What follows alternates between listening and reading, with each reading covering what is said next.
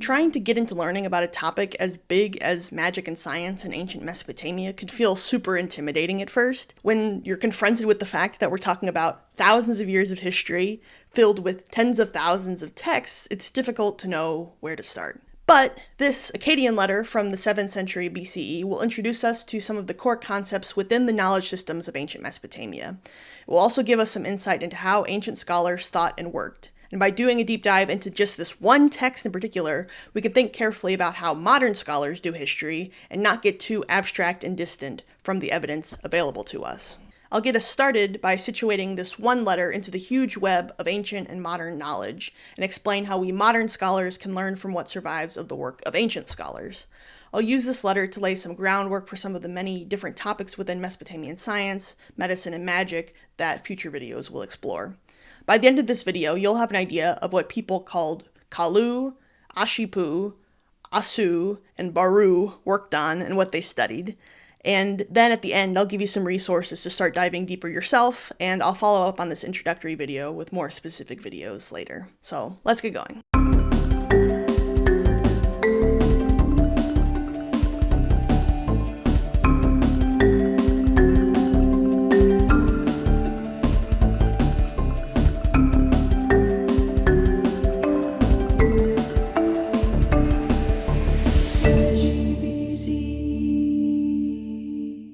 I'm Kelsey, a PhD student studying ancient Mesopotamian history, and this is a letter written in the Babylonian dialect of Akkadian from astronomical diviner Marduk-šapik-zeri to an Assyrian king. Before we get into the content of this letter, let's go over how we know about this text at all. This tablet has been restored from 4 fragments. 2 of the joins are direct, the pieces fit directly together in touch, and then later the 2 halves of this tablet were identified as belonging together. The 4 fragments were found in the ancient city of Nineveh, specifically the mound in the northern part of the city called Kouyunjik.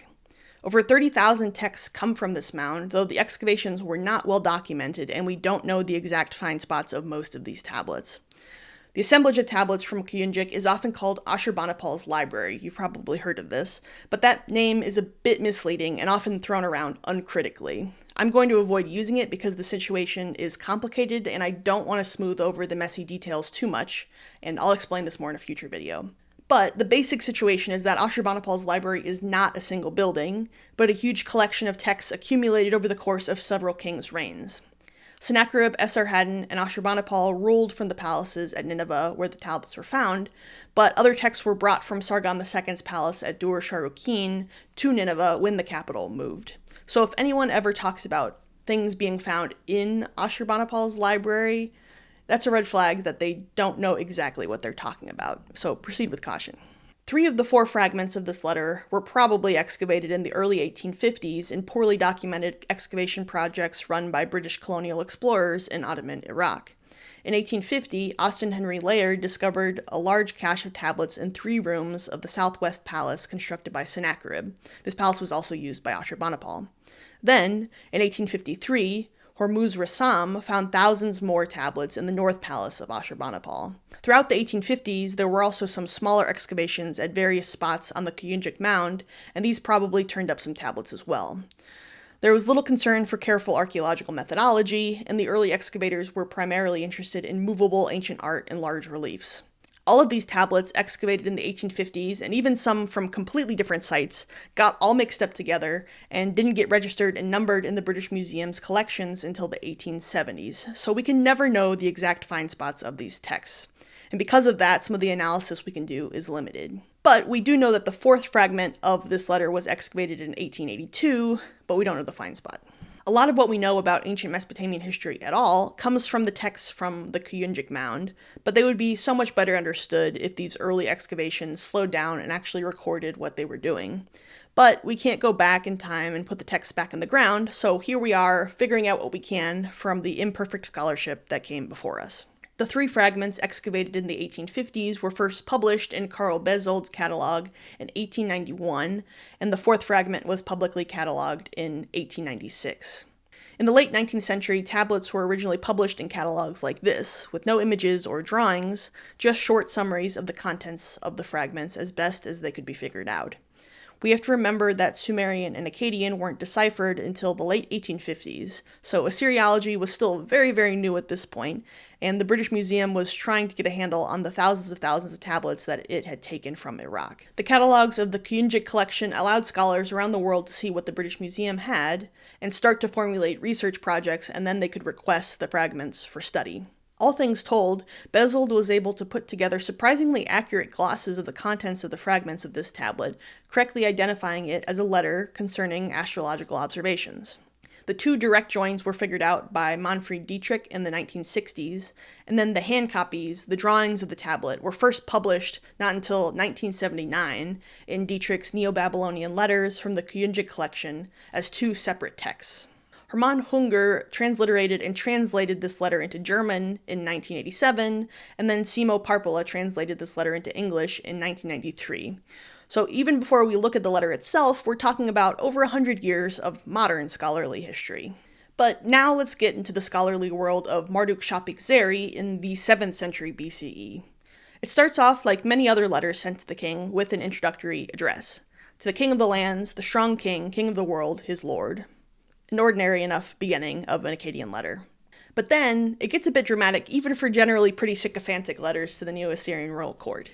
Your servant Marduk-šapik-zeri, the dead body, the crusty skull, the constricted throat, who the king my lord raised and appointed from amongst the corpses.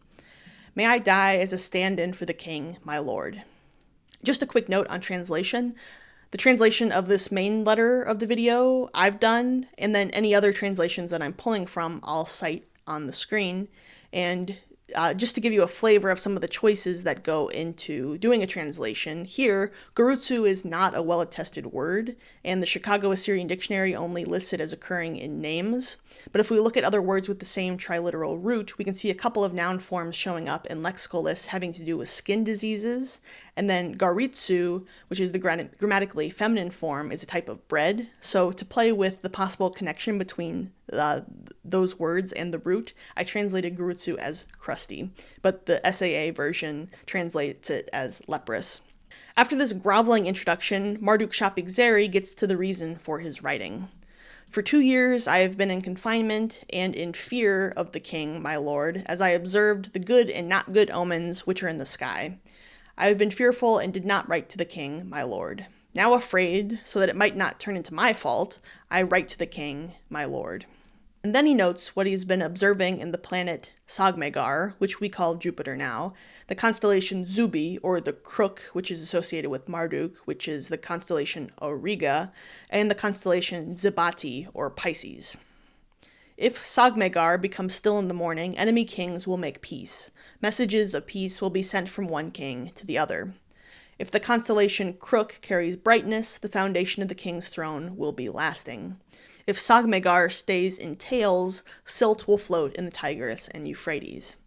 Here's one of the amazing parts of this text. Marduk-šapik-zeri explains that he knows that this omen, which at first glance might seem negative, is actually a good sign. He explains the logic which plays into the polyvalent logographic system of cuneiform writing, where cuneiform signs can represent multiple different things at the same time. So the omen says that the rivers fill with sakiki, silt, written syllabically, but another way to write the word for silt is logographically with the sign idim, which can also be read as the word for spring, nagbi. And then the diri sign, which in the omen I translated as the verb to float, which is differently than how Parpola translated it in the State Archives of Assyria volume. And I did this because I think that Marduk-šapik-zeri is trying to emphasize the multiple meanings that each sign can have, and the diri sign in particular can mean a lot of different verbs, the verb to float, but then also what Marduk-šapik-zeri says here, the verb malû, which means to become full. So idim means sakiki, idim can also mean nagbi, diri means malû, and that means there will be abundance and plenty in the land. After this, the tablet becomes quite broken, but Parpola's edition in the 10th volume of the State Archives of Assyria series fills in the following. The apotheoses of these omens do not seem to be positive, perhaps with another king instigating an attack against Assyria, and it makes sense that these are negative omens, because if they were just positive omens, why would Marduk-šapik-zeri write to the king and feel so anxious about it in the first place? So after showing off his prowess in astrological divination, Marduk-šapik-zeri asks that the king summon him to continue watching for omens. Again, it's a bit dramatic. The Assyrian court had astrological observers and diviners who would send regular reports to the king, and Marduk-šapik-zeri wants in on the action. He wants a job. As people living in the 21st century CE, we might differentiate astronomy, medicine, magic, divination, and religion as separate subjects of inquiry. But these are all part of ancient Mesopotamian systems of knowledge, and they're really entangled there. This means that when looking at the history of science, we might have to think a little bit more broadly than just what science looks like in our modern world with labs and telescopes and academic journals. One difference between our contemporary modes of science is the sometimes rather absolute separation between science and religion. Science is now formulated as being secular, based on observable data tested by repeated experiments, not based on affective, emotional interpretation.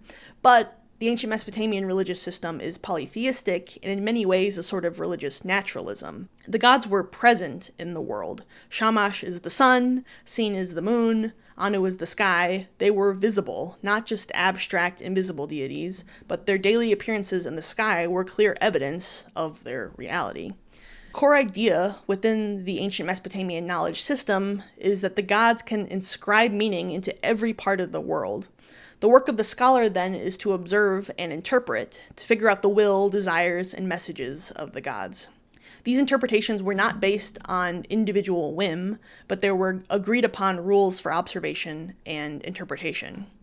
By the 7th century BCE, series of many different types of omens were recorded and cited. The same observations and portents that Marduk-šapik-zeri wrote about in his letter are cited by other scholars in different letters. There is a shared understanding amongst scholars of what certain observations mean in the sky and elsewhere in the world.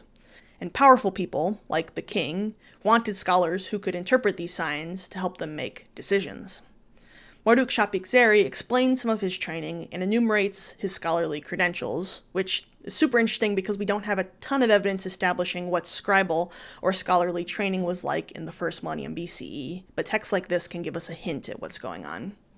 Beyond his knowledge of astrological omens, Marduk-šapik-zeri says that he has also mastered his father's specialization, kalûtu, lamentation, and has studied the Ishkaru kalûtu. Ishkaru is the word describing serialized or standardized text series, most of which we know about from the Kouyunjik assemblage. So, Marduk-šapik-zeri is a kalû. Kalûtu is the discipline of a kalû. The ut particle makes the noun abstract, so the doer of kalûtu is the kalû. Kalû performed songs to different gods in a specific type of the Sumerian language called emesal, and they played an instrument called a balong, which is either a string or percussion instrument.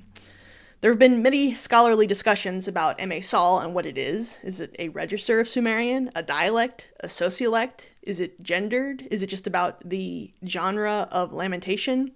And there's also disagreements about the identification of the balong instrument, and I'll save the details of those debates for another time, but here we are. The emesal prayers that the kalû performed are laments, musical responses to negative things happening in the world, cities being destroyed, gods being unhappy.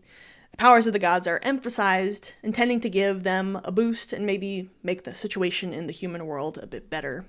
Texts are repetitive, which makes sense given the musical nature of the genre. There are several specific types of emesal prayers, including the long balongs, which are named after the instrument.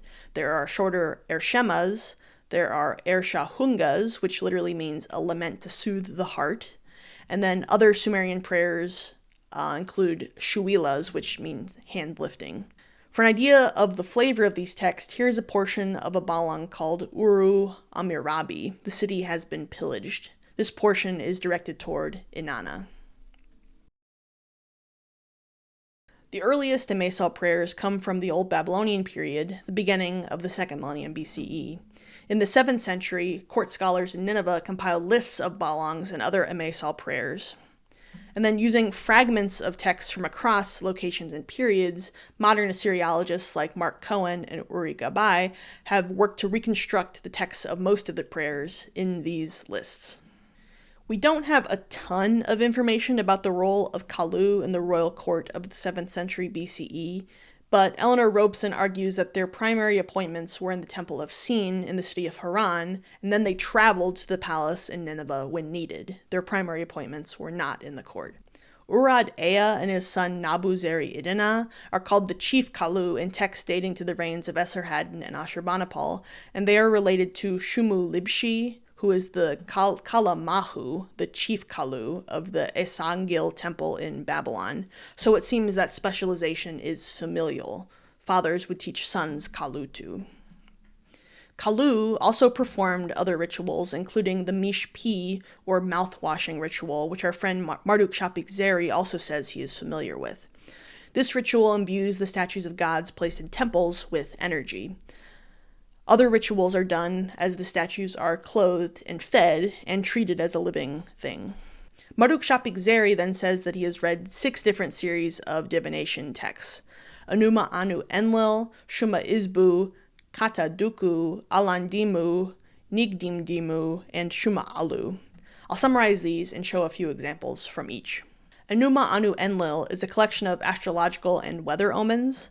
The name of this series comes from the incipit, the first 3 words of the first tablet of the series, which mean when Anu and Enlil. Marduk-šapik-zeri has already demonstrated his knowledge of these omens earlier in the letter, but generally, the first part of these omens, the protasis, describes the celestial observation, how a planet is moving, the planet's location in relation to a constellation, a solar or lunar eclipse, or a weather phenomena. And then the second part of the omen, the apodosis, describes the corresponding event on Earth, usually involving a king or military action. And there are many involving the planet Sog-Megar, Jupiter. We don't always understand the relationship between protasis and apodosis, but there are many trends, like things on the left tending to be negative and things on the right tending to be positive, etc. So we have the astrological omens, which are fairly straightforward.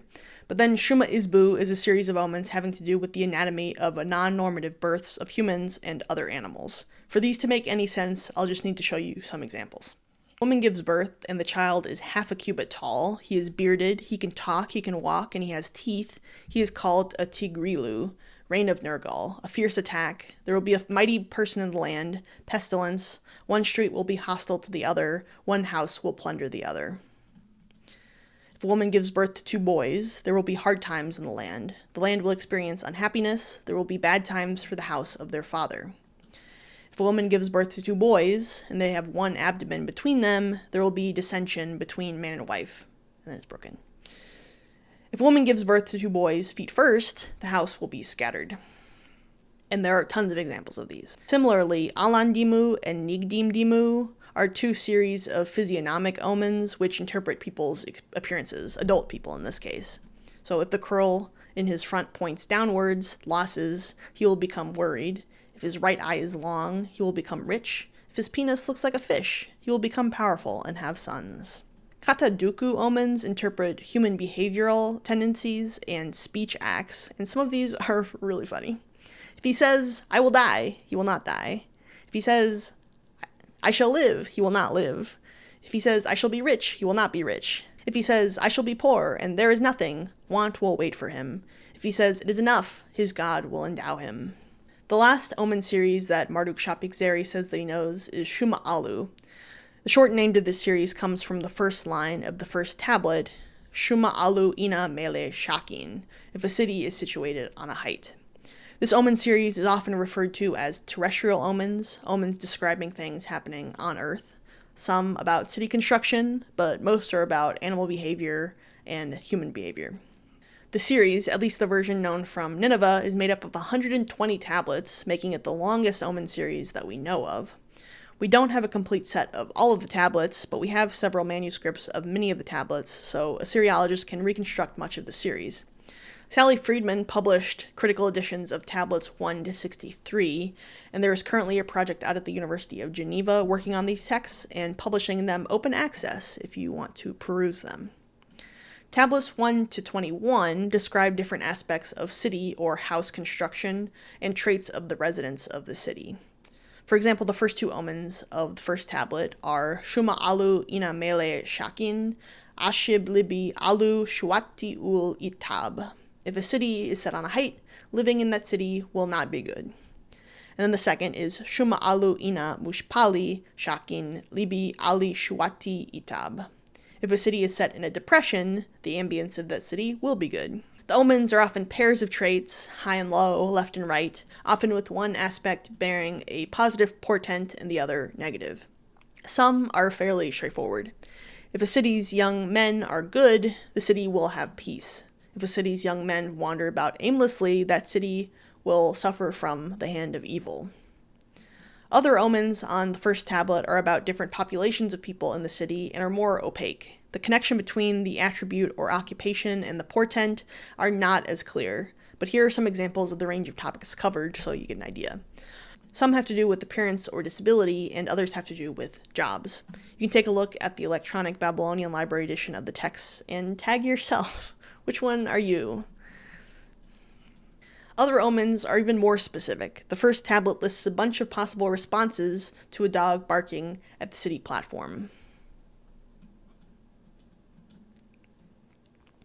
Tablets 22 to 49 describe the behaviors of animals. These are my favorites, and I'm working on my dissertation, which is broadly about animals in the 7th century BCE scholarly texts, so I'll be spending a lot of time with these omens later. For now, I'll show a few examples from each of the animal tablets. 5 of the tablets, 22 to 26, are about snakes. 30 and 31 are about scorpions. 32 and 33 are about lizards. 34, 35, and 36 are about small rodents like mice and rats. 37 is about ants. Tablets 38, 39, and 40 are about other bugs. 41 is about sheep. 42 is about oxen. 43 is about equids, donkeys, and horses, and chariots. Tablet 44 is about wild oxen, elephants, monkeys, gazelles, and foxes. Tablet 45 is about cats. Tablet 46, 47, 48 are about dogs. And tablet 49 is about pigs. Part of the difficulty with the animal omens is figuring out exactly what all of the different verbs are referring to. What exactly is the difference between a snake wiggling and a snake flopping around? We don't know. The ancient scribes and diviners clearly knew, but we can't necessarily figure that out just from the verbs. Tablets 50 to 62 describe different environmental phenomena like fires, the growing of plants, and different traits of different bodies of water. Tablet 63 is about fish. Tablets 64 to 79 are about birds. And then tablets 80 to 120 list human behaviors. Of particular interest to me are tablets 103 and 104, which are about human sexual behaviors. I do queer and gender studies in relation to Assyriology, so it's really interesting to me to see which behaviors are associated with positive omens and which are associated with negative omens, and I'll do another episode on these eventually. The omens of Shumma Alu are smaller in scale than those of Enuma Anu Enlil, and there's a really funny text from a scholar who is responding to a paranoid king who heard about a lightning strike in a city, and then the scholar says, "Don't worry about this.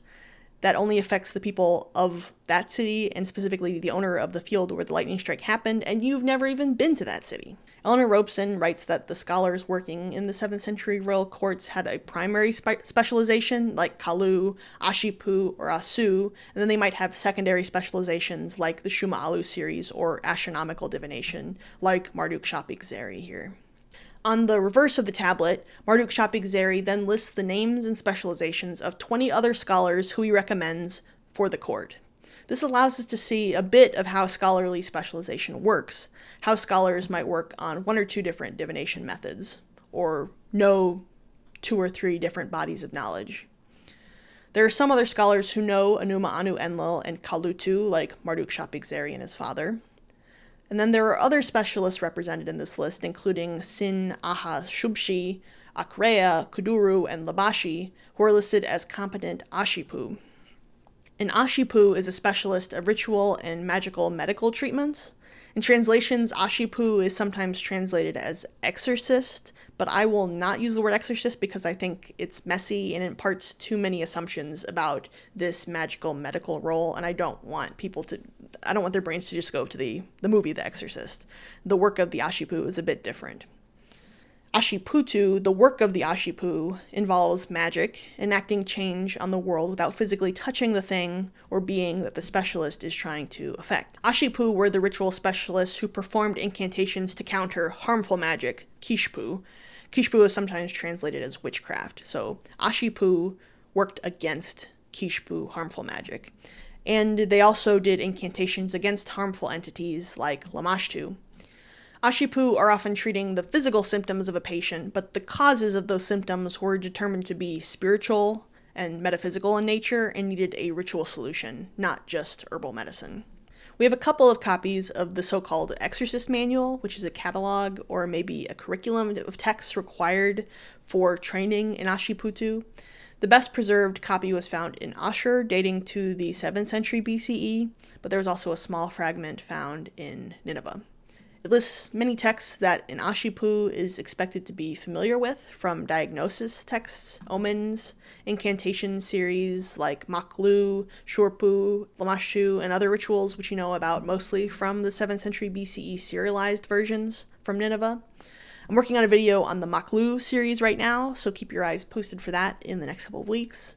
And just generally, I work the most on rituals performed by āšipūtu, so there will be plenty of more videos on them coming soon, and I'll leave this overview brief for now. Back to the letter once again. Ahashubshi is said to be a trained asû.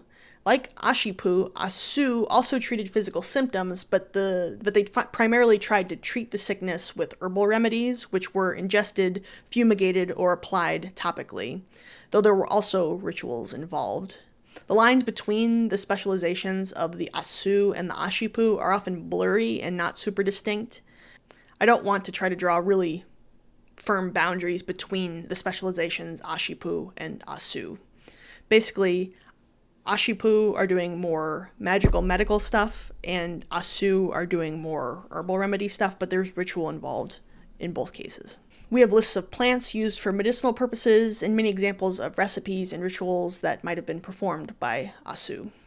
Finally, the last specialist scholar is the Baru. Kuduru and another scholar whose name is broken off of the tablet are said to be capable in barutu, which is divination with animal guts. The fancy word for this is extispicy. The liver of sheep was the primary body part investigated in Mesopotamian extispicy. Questions were posed to the gods, usually to the god Shamash, before the sheep was killed, and then different shapes and forms of different parts of the liver were examined and interpreted. We have clay models of livers from Mari and Sippar dating to the beginning of the 2nd millennium BCE, showing what various signs might appear like on a liver. We also have records of the questions put forward by Baru during the reigns of Sennacherib and Esarhaddon, and then during Ashurbanipal's reign, the scholars start writing down their observations and interpretations of the sheep guts as well. So we have the questions and the interpretations written down. Esarhaddon prompted his court Baru to ask questions about military campaigns, possible insurrections, and the health of his family. The extispicy reports are often quite small tablets with pretty messy handwriting, indicating that they were maybe written when the Baru was doing the extispicy procedure, maybe by a scribe standing nearby. There is even a liver reading depicted on one of the reliefs from Ashurnasirpal's northwest palace at Nimrud. My colleague, Dr. Selena Winsome, made a really great video showing the various parts of the liver and demonstrates how to do barutu, though viewer discretion is advised because there is a real sheep liver in the video and it's a little gross. And so if you're not into that, skip the video, but it's really cool to see how you can actually see different markings and things on the flesh of the liver. And then finally, Marduk-šapik-zeri ends his letter with the just cheery phrase, Pagru miti anaku, Pani, Shashari, Belia, Lemur, U, Lumut. I am a dead body. Let me see the face of my king, my lord, and die. I hope that he got the job. I think if he were around today, he would love LinkedIn. So, by now, you should have a basic idea of some of the various scholarly roles and what they worked on. Of course, there's so much more to say, but I have to end somewhere for this first video. When we look at the work of ancient scholars, their methods and conclusions might seem unfamiliar to us, but I think rather than judge them and talk about how we know so much better now than they did then, We should try to understand these systems of knowledge and methods of knowledge production on their own terms and think about how that knowledge is applied to solve problems or make decisions. Even something as weird as šumma izbu has a logic to it, and we can start to understand normativity and expectations placed upon human bodies, along with the fears and anxieties that people were feeling in the past. And some of it's not so different from us now. Most of it's not so different from us now. This is sort of a tangent, but it is related, and I had to fit it into the video somewhere, but astrological observations are especially useful to modern scholars because we, or at least Assyriologists who can also do math, can use the regular movements of celestial bodies to calculate back the dates of texts and work toward an absolute chronology. Eclipses are especially important because they occur so infrequently and they can be dated very precisely, but events like this case of Jupiter entering apparent retrograde in front of a particular constellation can also help us narrow down dates. The letter from Marduk-šapik-zeri doesn't name the king who was being addressed, but modern scholars have used details from the text to figure out who Marduk-šapik-zeri was writing to. When the text was first published in 1979, it was indexed as being to Sargon II, who ruled from 722 to 705 BCE. And then in 1980, right after the publication, S.M. Morin looked at the names of the scholars listed in the letter and noted that 10 of the names also appear in letters from the city of Ur, including one letter with Marduk-natsir, Kaduru, and a son of Labashi together. We don't know the fathers' names of all of the scholars listed, and some names were common, so we can't know this for sure, but given that they were named together, it seems likely that these were the same scholars that Marduk-šapik-zeri is talking about. And most of these letters have dates written on them, dating to the reign of Babylonian king Shamash-shum-ukin, who ruled from 668 to 648, which corresponds with the reign of Ashurbanipal in Assyria in the north. And then in 1987, Hermann Hunger looked at Marduk-šapik-zeri's observation of Jupiter in retrograde in front of Pisces and calculates that the possible dates are approximately June 15th, 672 BCE, June 20th, 660 BCE, or June 25th, 648 BC, concluding that Marduk-šapik-zeri most likely wrote this letter to Ashurbanipal in the summer of 660 BCE.